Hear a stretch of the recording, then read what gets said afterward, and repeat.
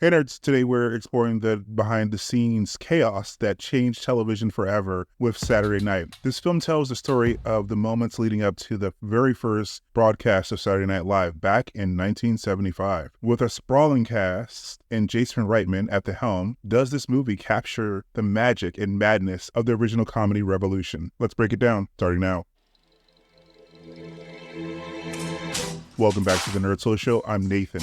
As always, if you want to jump ahead of this introduction to my analysis or rating, see the chapter links below. So, this film came out on October 3rd, and it's coming out on October 11th in wide release. Saturday Night is based on the real events of October 11th, 1975, the night Saturday Night Live first hit the air. The film, as I said, is directed by Jason Reitman and attempts to capture the chaos, humor, and sheer improbability of how this groundbreaking show came together in the final 90 minutes before its broadcast. Let's dive a little deeper into this whirlwind of a film. The spoiler-free logline is set against the backdrop of 1975. Saturday Night gives us a frenzy, almost real-time glimpse into the behind-the-scenes world of Saturday Night Live's first broadcast. With NBC barely willing to take a chance on this unknown troupe of young comedians and writers, Lorne Michaels and his team are scrambling to make sure everything is ready for the live show. With so many personalities, jokes, and technical hiccups to handle, the clock is ticking down fast. So, as I've mentioned a few times now, this film is directed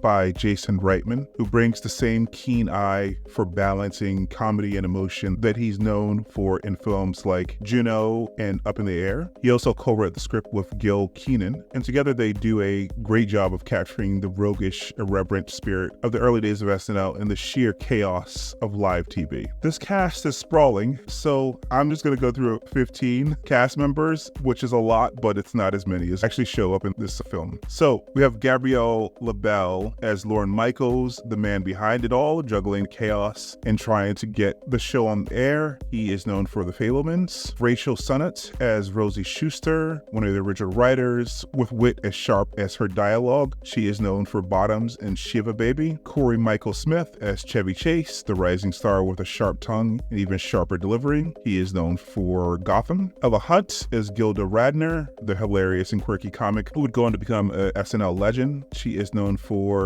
Anna and the Apocalypse. Dylan O'Brien plays Dan Aykroyd, the wildly creative and eccentric comic ready to bring his offbeat humor to TV. He is known for Teen Wolf and The Maze Runner. Emily Farren as Lorraine Newman, the young and talented comedian trying to find her place in the madness. She is known for The Responder. Matt Wood as John Belushi, the wild man of the cast, bringing manic energy and unforgettable moments. Recent Emmy winner Lamore Morris plays Garrett Morris.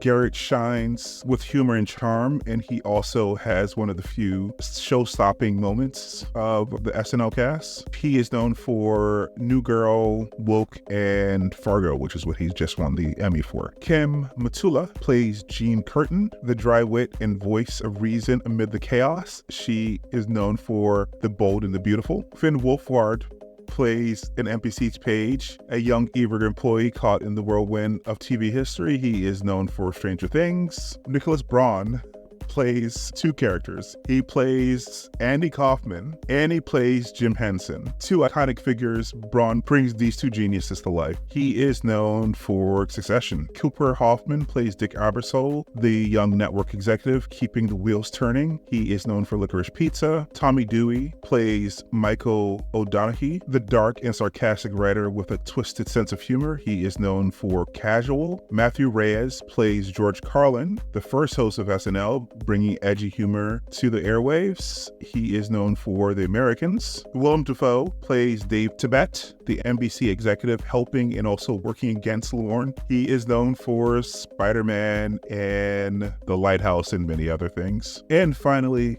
J.K. Simmons plays Milton Berle, a legendary comedian who pops up to add to the mayhem. He is known for Whiplash and Spider-Man as well. All right, tuck in while we analyze this film a little bit deeper.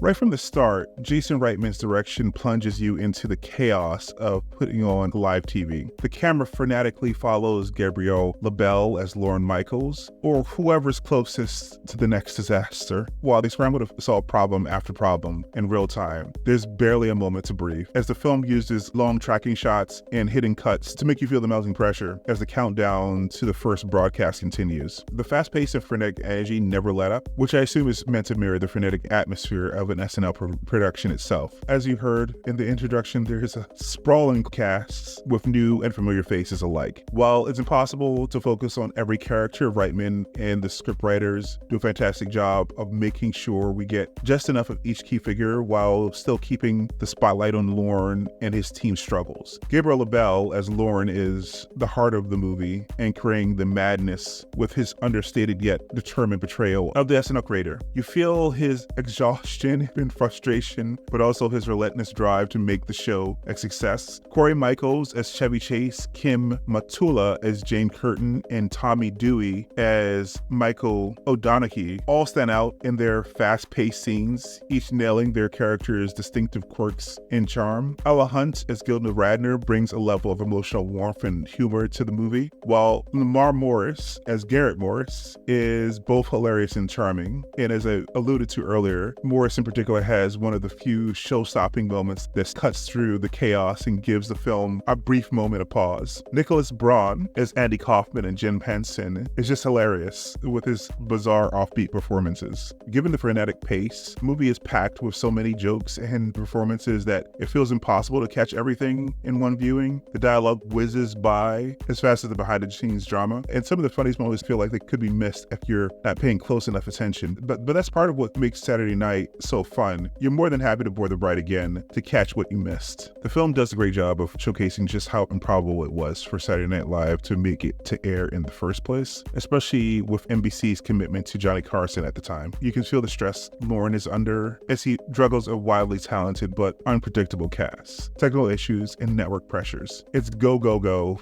from the first minute to the last, and by the end, you almost feel as exhausted as the characters, but it's a fun exhaustion, the kind that makes you appreciate the insane effort it took to create one of the most iconic shows of all time. Reitman uses, as I mentioned earlier, long, unbroken tracking shots and hidden cuts is impressive, giving the film a continuous, almost real-time feel. There's no downtime here, no quiet moments to reflect, and that adds to the sense of urgency and chaos as the show inches closer to 11:30 p.m. airtime. So, in my final analysis, Saturday Night earns a road trip rating, or 8 on our scale, and if you're unfamiliar with the scale, it is below. This is a movie that perfectly captures the frenetic energy, humor, and sheer madness of launching one of the most important shows in television history. The sprawling cast is full of standout performances, and Jason Reitman's direction keeps you on the edge of your seat. While the pace might feel a bit too frenetic for some, it's all part of the ride, and you'll want to experience it again just to catch what you missed. If you're a fan of SNL or behind-the-scenes stories, this one's a must-watch. So, if you've seen the film, what did you think of Saturday Night? Did the fast pace and humor work for you, or was it a bit too much? Let me know your thoughts in the comments below. And as always, if you enjoyed this review, don't forget to like and share and subscribe for more in-depth analysis of film and TV. See you in the next one, guys. Bye.